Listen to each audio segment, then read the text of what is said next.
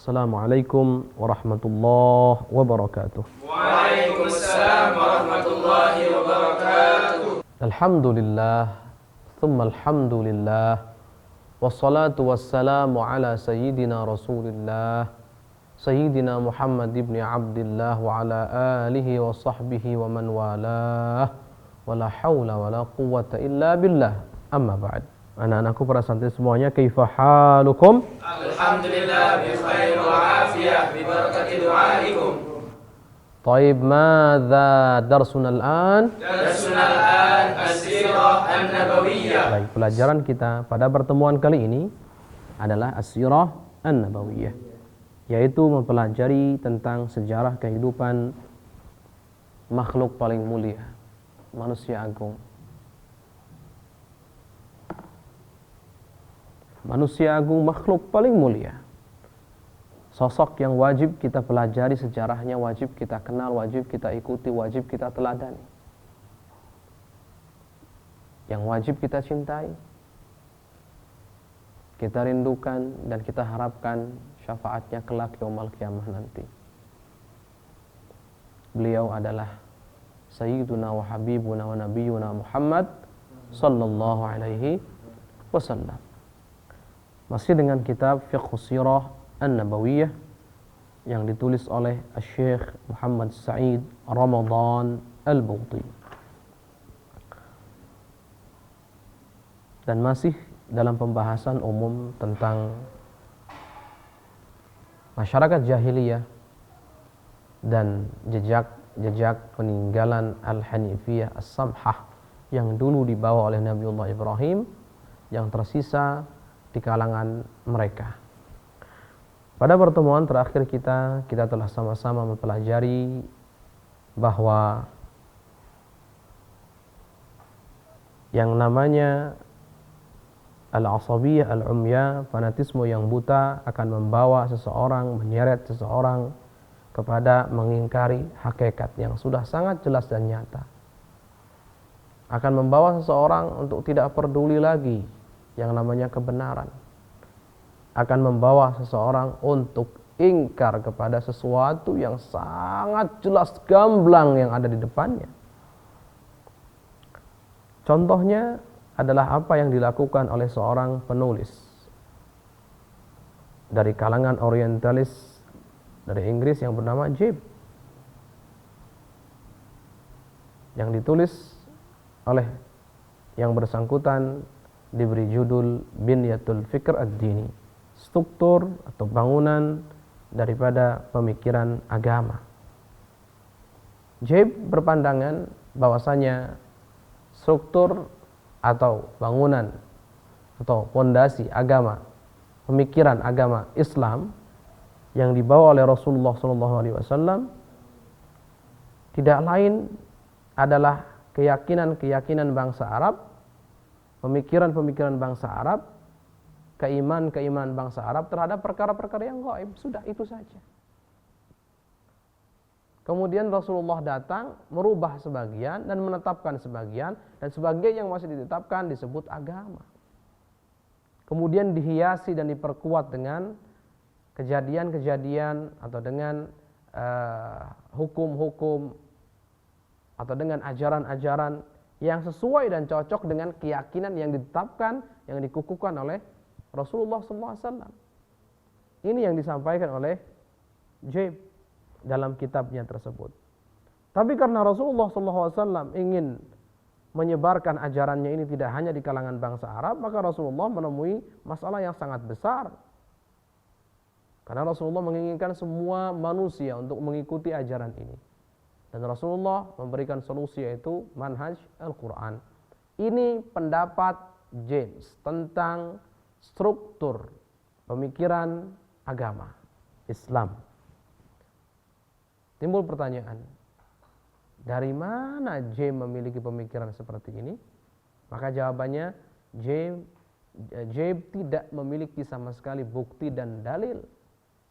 Bahkan apa yang diungkapkannya bertentangan dengan fakta ilmiah yang sudah sangat gamblang dan jelas. Lantas dari mana dong kalau seperti itu?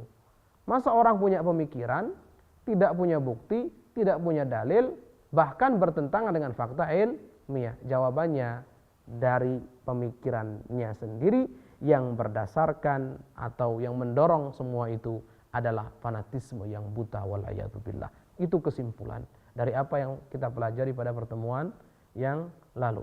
Maka kami selalu himbau, anak-anakku semuanya, Ustaz selalu menghimbau untuk yang mengikuti pelajaran ini agar mengikuti pelajaran yang akan datang, karena berkesinambungan.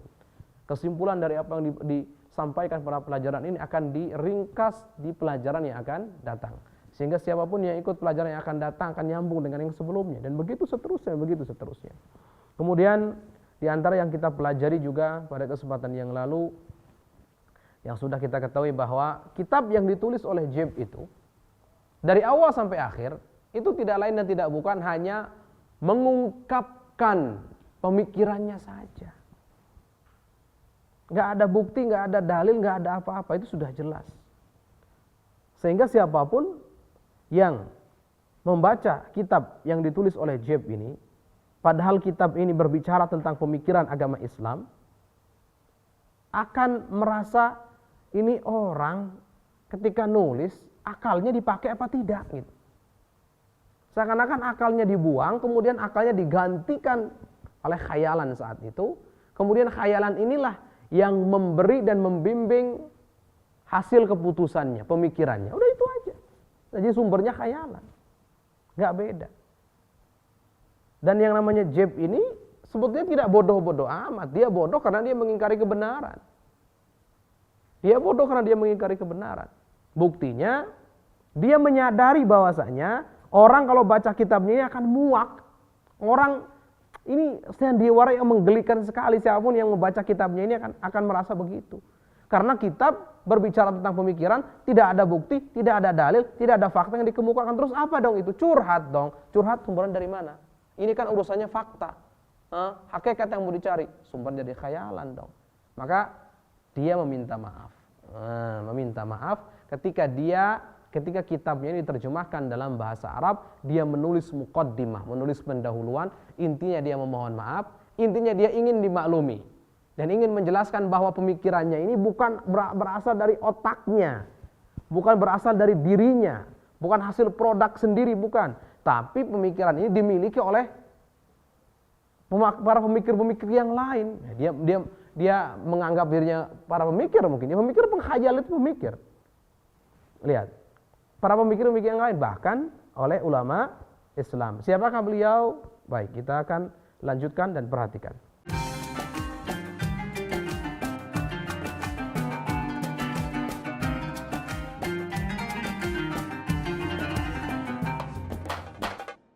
Mau menyaksikan kajian Buya Yahya tanpa biaya internet? Segera pasang parabola Al-Bahjah TV di rumah Anda. Bebas biaya bulanan dan tanpa koneksi internet.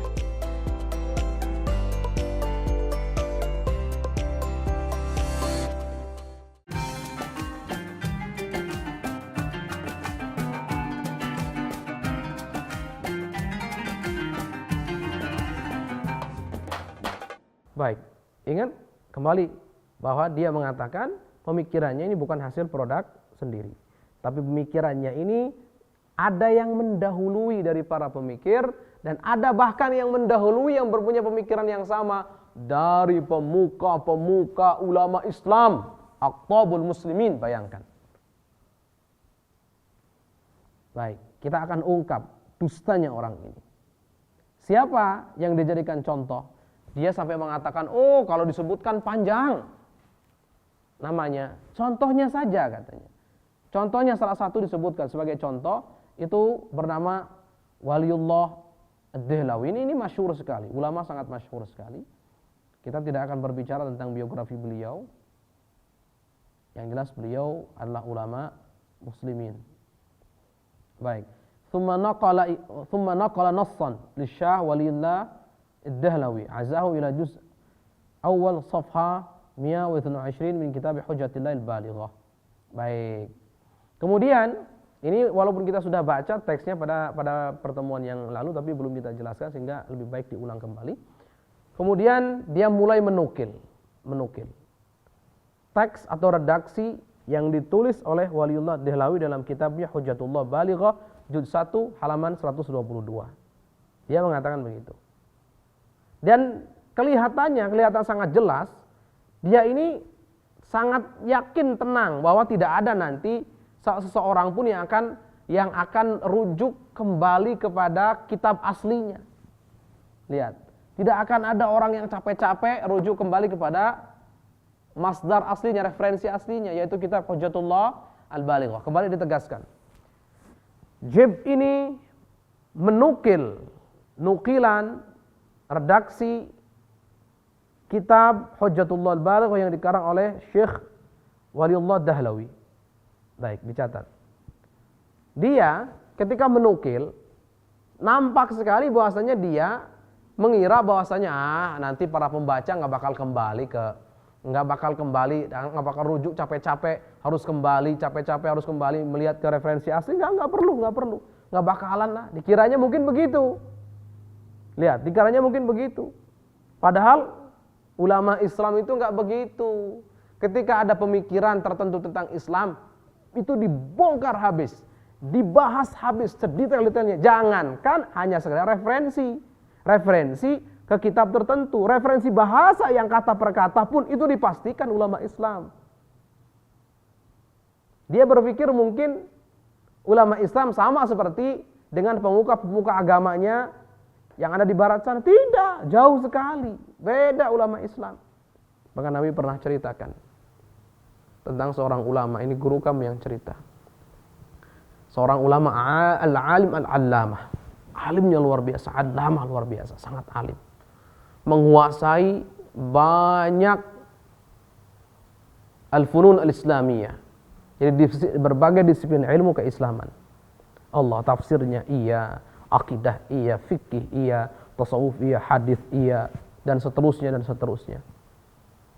Beliau ini suatu ketika menyibukkan dirinya mencari makna yang tepat untuk kalimat tertentu. Satu kalimat, satu kata saja. Beliau ini menyibukkan diri untuk mencari satu kata ini. Seandainya satu kata ini salah, tidak berpengaruh kepada hukumannya, tidak begitu sakral, tidak. Sampai murid-muridnya keheranan, ini ulama besar, syekh yang besar, punya ilmu luar biasa, harus menyibukkan mencari makna yang tepat untuk satu kata saja, dan itu menghabiskan berhari-hari lamanya. Sampai ada satu muridnya bertanya, "Wahai syekh, engkau ini ulama besar, engkau ini orang yang alim luar biasa, kenapa engkau harus menyibukkan diri untuk mencari hanya makna yang tepat untuk satu kata ini? Kenapa, syekh?" Apa jawaban syekh ulama ini? Kata beliau, "Aku tidak tahu yaumul qiyamah nanti aku selamat karena apa. Barangkali dengan capeknya usahaku untuk mencari kebenaran yang tepat daripada makna kalimat ini, Allah selamatkan aku yaumul qiyamah nanti." Lihat, itu ulama Islam. Kita ada akhirat yang kita inginkan, bukan hanya dunia semata, kemudian untuk meraup dunia. Tidak, ulama Islam tidak seperti itu, sehingga beda jauh. Kemudian jangan samakan ulama Islam akan tenang-tenang saja, akan taklid buta seperti itu. Nggak bakal ada ulama Islam taklid buta seperti itu, nggak ketemu. Apalagi urusan akidah, kami sudah jelaskan bahwa akidah tidak boleh ada taklid di dalamnya. Itu sudah jelas, itu sudah sangat jelas dan gamblang. Bahkan kata per kata itu dicari maknanya. Bahkan ketika ingin menetapkan satu masalah, maka masalah ini dalilnya apa? A, B, C, D, jelas dalilnya. Bahkan dikupas dari sisi bahasa terlebih dahulu. Itu ulama Islam. Bahkan Quran yang kita imani itu adalah kalamullah, yang memerintahkan kita agar tidak ikut-ikutan sesuatu yang kita tidak tahu ilmu di dalamnya. Jadi aman, makanya umat Islam selalu aman. Quran dari dulu sampai sekarang itu adalah Quran yang turun pada Rasulullah, nyata dan tidak pernah ada perubahan. Karena diriwayatkan yang mutawatir. Kemudian hadis-hadis sahih dengan syarat-syaratnya, kita imani itu sahih, jelas ada semuanya Quran. Berbeda dengan ulama-ulama, mohon maaf, agama-agama yang lain yang tidak seperti itu. Jauh dari kata seperti itu. Bahkan dari ulama-ulama yang lain tidak ada yang hafal kitabnya. Kalau kitab Al-Quran yang hafal jutaan umat Islam. Allahu Akbar. Bukan karena hafal itu berarti jago dan bukan, tapi tanda kepedulian yang luar biasa. Karena dalam hafalan butuh perjuangan. Bahkan tidak hanya kata per kata, harokat per harokat diperhatikan dalam agama Islam. Tidak boleh meleset. Harokat per harokat. Ini riwayat siapa? Dari mana? Ini kita membaca jalurnya jalur siapa? Hafiz kah? Duri kah? Atau Ibn Katsir atau siapa? Semua detail dalam Islam. Ini ada orang punya pemikiran sesat, punya pemikiran aneh tentang Islam, tidak berdasar, tidak punya fakta apa-apa. Kemudian nukilannya, lihat, kita akan bahas, nukilannya penuh dengan kepalsuan. Kemudian dia mengira bahwa nanti juga nggak bakal ada yang menelaah. Ini Syekhul Buti yang mengatakan. Nanti juga nggak akan ada orang capek-capek harus kembali ke referensi yang semula. Enggak. Lihat. Tidak seperti itu. Apa sih yang dinukil sebetulnya? Apa yang dinukil sebetulnya? Yang dinukil, lihat, sebelum kita membaca yang dinukil, Syekh Al-Buti mengatakan, faharrafa 'ala lisani rajul ma sya'alahu hawa. Memanipulasi, mentahrif. Lihat, mentahrif itu sudah merubah. Merubah teks, tentunya merubah teks tujuannya agar berubah maknanya. Ini orang bagaimana ini? Merubah teks dan digiring sesuai dengan keinginan hawa nafsunya. Innalillahi wa inna ilaihi raji'un.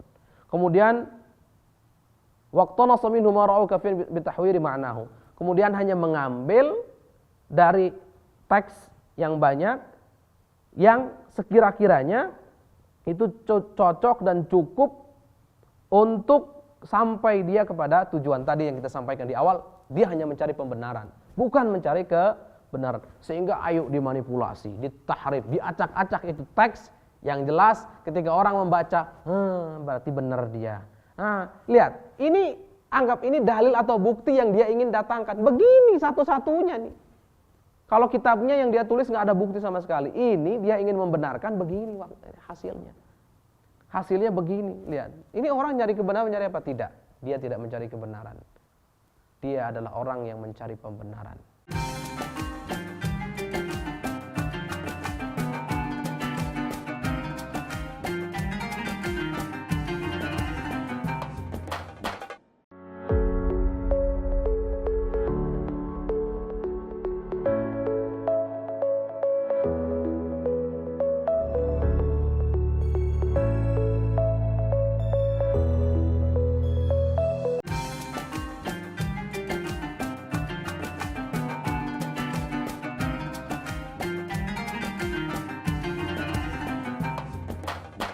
Kemudian Syekh Al-Buti mengatakan hatta hammalahu bidzalik minal wizri ma lam yahmil wa antaqa bima huwa minhu bari ya Rabb.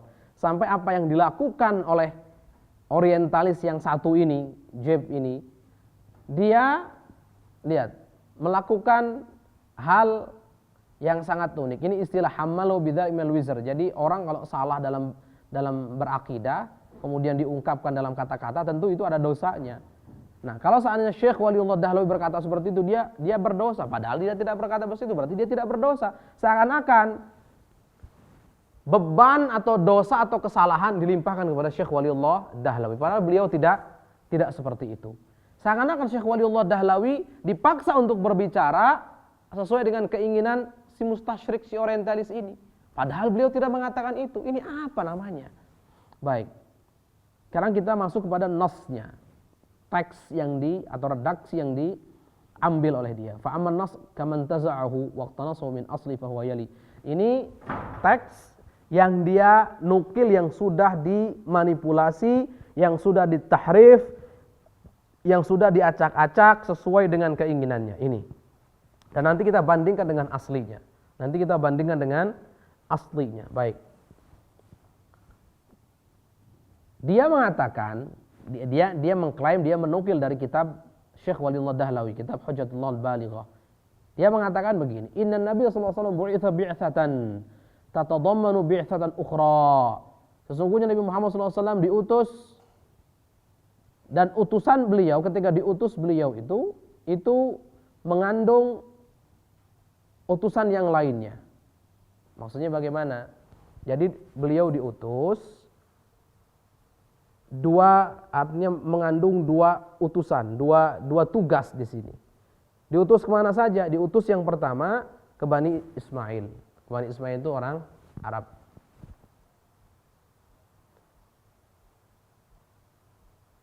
Wa hadhihi al-bi'tsah tastawjib an yakuna maddatu syari'atihi ma 'indahum min asy-sya'air wa sunan al-ibadat wa wujul irtifaqat idh asy-syar'u innama huwa islahu ma 'indahum la taklifu mimma la ya'rifuna aslan. Lihat.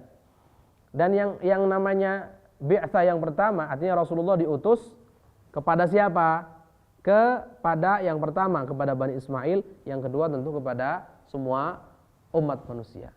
Nah, dia membahas yang pertama, katanya diutusnya Rasulullah kepada Bani Ismail, maka diutusnya Rasul Bani Ismail itu mengharuskan isi daripada syariatnya Rasulullah itu sama dengan apa yang ada di bangsa Arab jahiliyah saat itu, daripada simbol-simbolnya, kemudian cara-cara beribadatnya dan yang lainnya. Kenapa kata beliau, lihat kata yang bersangkutan, kita nggak pantas nyebut beliau. Itu syar'u, karena syariat itu katanya innama hanya atau syariat itu sungguhnya adalah memperbaiki islahu ma'indahum, memperbaiki apa yang ada di kalangan mereka. La taklifu mimma la ya'rifuna aslan, bukan membebani atau bukan memberikan mereka tugas dan kewajiban, itu taklif, dengan sesuatu yang mereka tidak tahu sama sekali. Lihat, simpelnya begini, Rasulullah diutus kepada dua,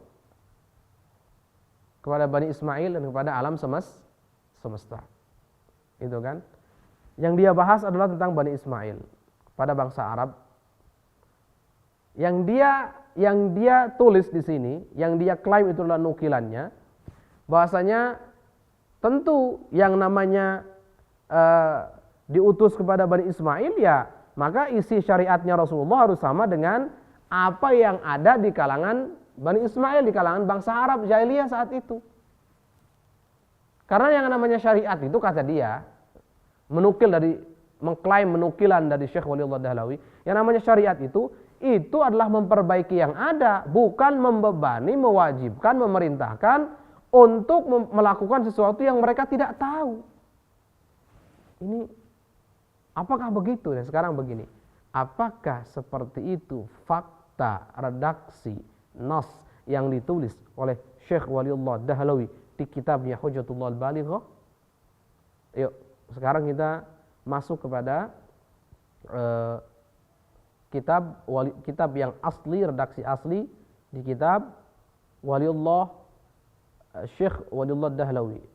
Nah, kitab namanya kitab Hujjatullah Al-Balighah. Baik, wa amma an-nassul kamilu tsabitu fi kitab Hujjatillah Al-Balighah ila janib nafs al-ibarat allati iqtanasaha yuhawwira ma'na fa huwa ma yali. Adapun redaksi yang asli, yang sempurna, yang tetap, yang ada di kitab Hujjatullah Balighah, jika ini kita bandingkan dengan teks redaksi yang dinukil oleh si mustasrik ini, yang dinukil oleh orientalis Jeb ini, yang dia sudah rubah maknanya sesuai dengan keinginannya. Baik, kita bandingkan. Syekh Waliullah Dahlawi berkata apa sih? Wa'alam annahu sallallahu alaihi wasallam bu'itsa bil Hanifiyah al-Ismailiyah. Ketahuilah bahwasanya Rasulullah SAW diutus dengan Hanifiyah Ismailiyah. Dengan Hanifiyah Ismailiyah itu artinya mempertegas, mengukuhkan ajaran agama Nabiullah Ibrahim dan Nabiullah Ismail. Hanifiyah apa? Ajaran Nabiullah Ibrahim. Ismailiyah ajaran Nabiullah Ismail. Jadi dikukuhkan liiqamati iwajiyah, untuk membenahi, meluruskan yang melencengnya. Wa izalat tahrifiha, dan untuk menghapus yang menyimpangnya. Wa isya'ati nuriha, dan untuk menyalakan cahayanya. Wa dzalika qaulu ta'ala millata abikum Ibrahim, dan itu adalah sabda Rasulullah sabda atau firman Allah Subhanahu wa taala, firman Allah Subhanahu wa taala, millata abikum Ibrahim, ikutilah agama ayahmu atau orang tuamu atau kakek moyangmu Ibrahim alaihi salam. Walamma kana al-amru ala dzalik, dan ketika perkaranya memang seperti itu, wajib an takuna usul tilkal millah musallamatan wa sunnatuha muqarraratan. Maka karena memang seperti itu Rasulullah diperintahkan untuk mengikuti agama Nabiullah Ibrahim, wajib yang namanya pokok-pokok ajaran agama itu harus diterima dan juga harus dikukuhkan, ditetapkan. Kenapa? Idzan Nabi sallallahu alaihi wasallam idza bu'itsa ila qaumin fihim baqiyatu sunnatin rasyidah fala ma'na li taghyiriha wa tabdiliha. Ini kita akan bahas pada pertemuan yang akan datang. Semoga Allah Subhanahu wa taala memberikan kita ilmu yang bermanfaat, membimbing kita semuanya, mewafatkan kita dalam keadaan husnul khatimah bersama Rasulullah SAW di surga. Ala hadzal niyya wa lakum shalih al-Fatihah.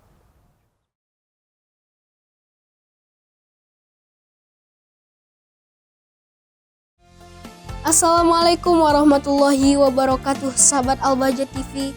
Setelah menyaksikan video ini, jangan lupa bersolawat kepada baginda Nabi Muhammad. Shollu ala Nabi Muhammad. Allahumma sholli alaihi wa ala alihi wa sahbihi. Wassalamualaikum warahmatullahi wabarakatuh.